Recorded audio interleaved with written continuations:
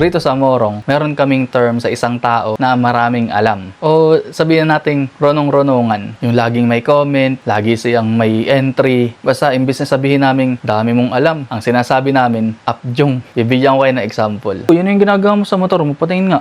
Paltan mo lang ng mags. Tapos pahanginan mo ng mga 33 PSI. Preno ang inaayos ko. Apjong ka Panalo sana ang Golden State Warriors kung talagang na 3 points ni Stephen Curry yun. Ayan na naman si Apjong. Wala si Stephen Curry roon, may injury. Di ka naman nanuor At yan ang salitang Apjong. Kapag yung tao talagang daming alam, daming sinasabi, marunong pa siya ron sa mas nakakaalam. Ayan, Apjong. At yan lamang ang salitang isi-share ko sa inyo ngayong araw sa video na ito. Marami pang susunod. Kaya abangan nyo lang. Pero hanggang rito na lang muna. CS De La Peña, ang hopya makaduday ng Morong Rizal. Josh Cali ng Pinas. The Comedy Crew. Peace out.